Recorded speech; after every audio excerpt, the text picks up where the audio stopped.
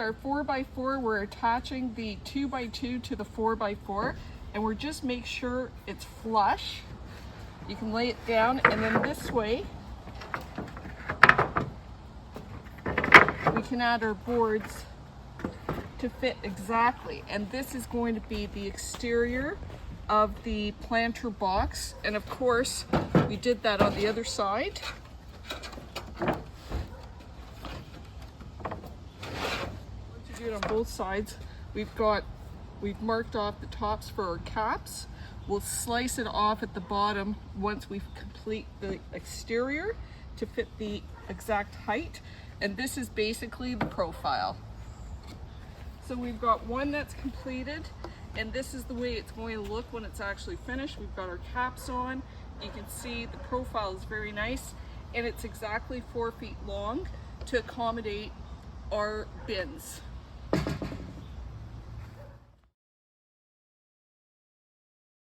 going to start off by adding one screw at the top and then pulling all our boards to meet this top board. But in the case that you have a board that's warped, which you can see this one is, I just used a strap, pulled it tight to draw it as close as I can, and now I'm going to add one screw here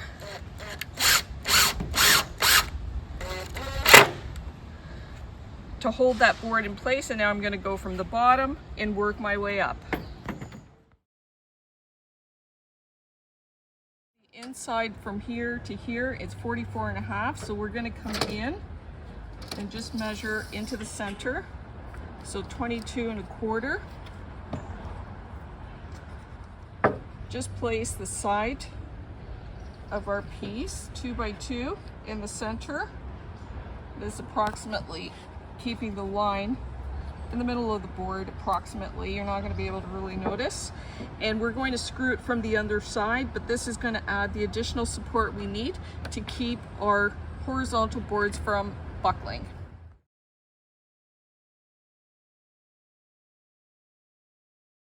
Now we've got our long side panels. We want to create the short side panels, or the ends, so we need to add another 2x2 to create this V, and we're adding it onto the 4x4.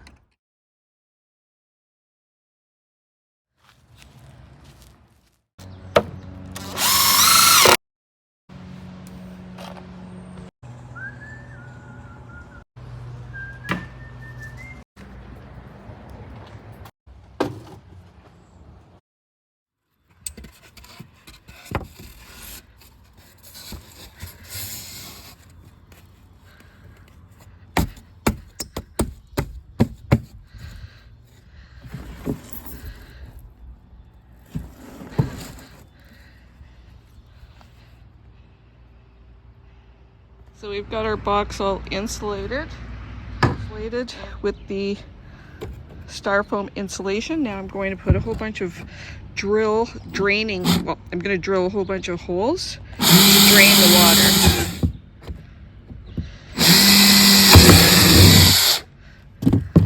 So I want to make enough holes, not only drain the water, but if the plants do extend their roots can grow through here, because this is going to be in contact with the ground, as you can see between the crack.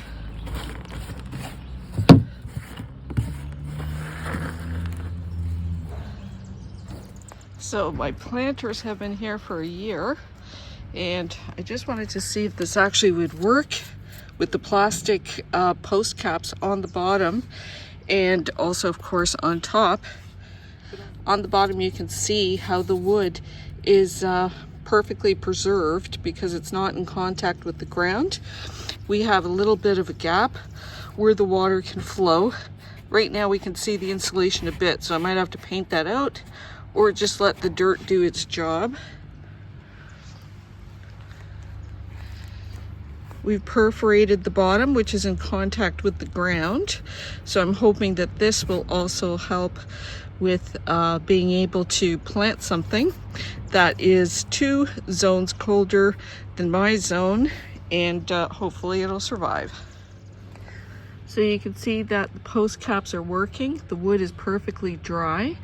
I've added my 4 supports. I'm going to build a little table in between. This will be a transition because I just wanted to make this longer. But of course, it's just an idea for me and hopefully inspiration for you. And then I'll finish off the top edge. I'm going to cap it off so that you can't see any of this, and then I'll fill it with earth. Now, this may not be necessary, but I want to cover up that styrofoam. So I'm going to add some landscaping cloth, and I'm going to staple it around the frame to cover up that insulation, so that you won't be able to see it. So I'll be able to staple it like this. It'll be nice and tidy, and then I'll cap it off with the wood. So I cut 4 pieces of my fabric liner or my landscape. I just find the middle.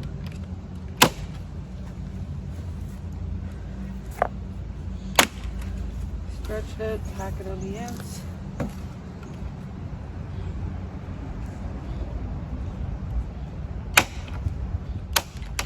Then I'm going to go all the way around, and then I can just take my fabric and fold it in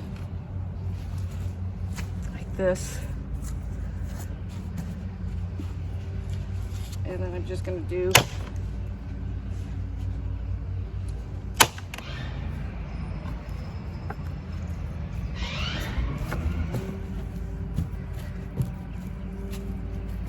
and then it's fully lined. Both planters. Now we're ready to make the middle. So I want to get an exact measurement for what length I'm going to be cutting these little 1x1s, and I've added the 1x1s, squared it up, added a 1x1 on top. Make sure it's square. And then I'm going to take my cedar boards and I'm going to place it so that it meets the top, because I'm going to have, for the planter, I'm going to sit one on top so it looks like this. So I've got one. I'm going to add 2 boards, and this is where I'm going to cut. This is where I want to cut, so that it's flush with the bottom of the board. And now I've got my marker to cut these. So now I've cut my little upright 1x1s, and I've just pre-drilled the holes. So once I have my first measurement, I've just taken another little piece of wood right to the underside of the cap, and this is my measure now for all sides. I just butt that right up underneath the cap, and now I can mark it with my pen. So now I've got my mark, and I can add my post, and I'm just going to make it flush with the inside, and it'll be level all the way around.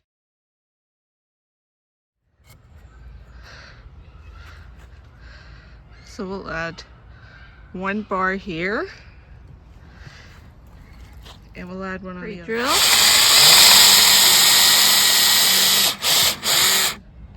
So I want the first board to be level because our top's going to sit on that. And I'm just going to mark with a pen where to pre-drill.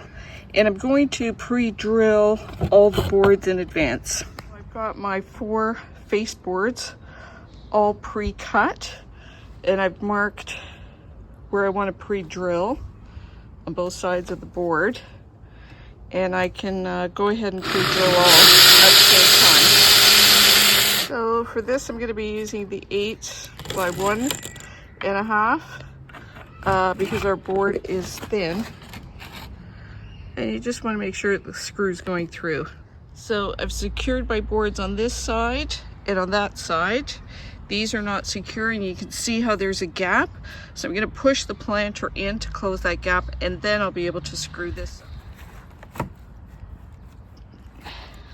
So I've pushed it as far as it can go, and that means that's square because my cuts are square. So I've narrowed that gap here and there, and I'll be able to secure it and because my boards are all measured the same, both my boxes will be square. I'm going to want to cut out this notch, so I've just added one piece of wood, and then with my square, I'm going to measure this way. So now I've got my board, and I'm going to take that notch to here. That's where I'm going to cut it. That's the piece I'm going to remove. So I've used this as my template. I've drawn out my corner. I'm just going to use my handsaw to notch that out, and of course I'm going to have to do this on all four corners on both sides. I can use my second board to create the notch on the opposite side. Sides are notched out, and then I can use this board to create a notch on that side. So this board fits great. That one's a little tight, so I'm gonna have to work on it.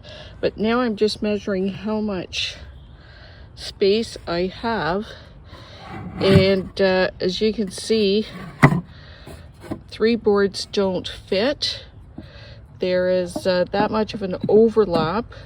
So I'm gonna measure this amount, and I'm going to cut in this amount on this side, and I'm going to cut in just about ½ inch on this side. It'll push it out, but I will be able to fit 3 boards in evenly, which makes it easier so I don't have to cut anything lengthwise. So you have to notch these little bits out, and to bring the boards closer together.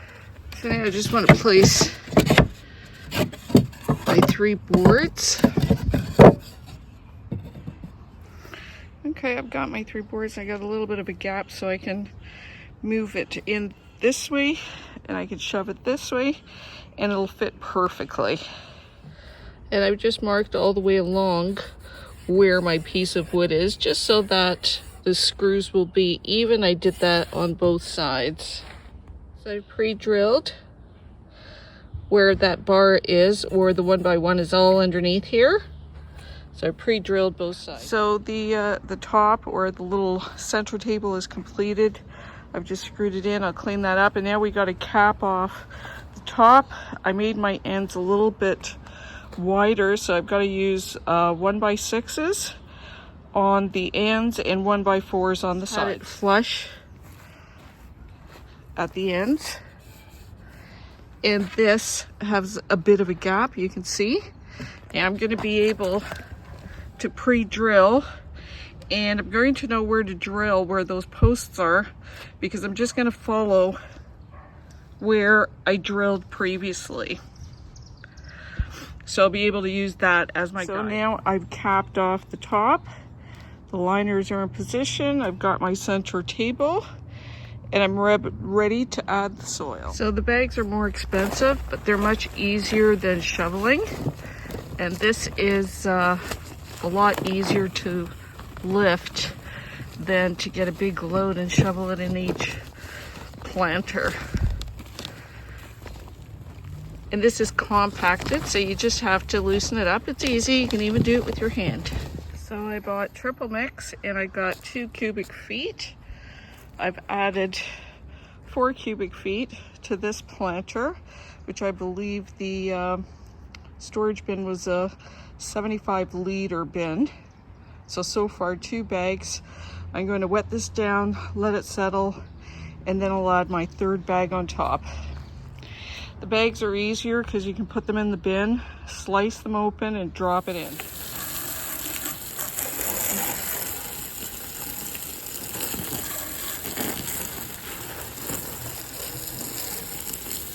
Here are my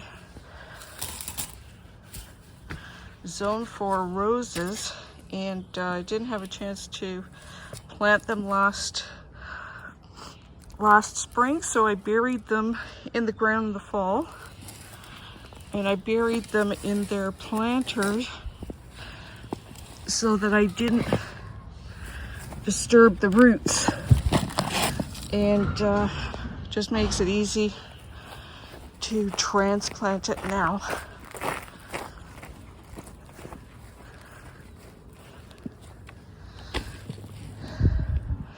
And look, they kept really well over the winter. Now I just have to take them out of the pot and plant them permanently in my insulated planters. Are done. I think they turned out great. My roses are going to grow to about 4 or 5 feet high by 3 feet wide, so they're going to fill the planters. In the meantime, I can add annuals, but I think it's a great way to divide a space. They're insulated, they drain, they're light, and they're not in contact with the ground because we've added the caps, and it works great. So we'll see you in the spring. So I hope you enjoyed this video and found it useful and inspirational, and I hope that you're able to create something for your garden as well.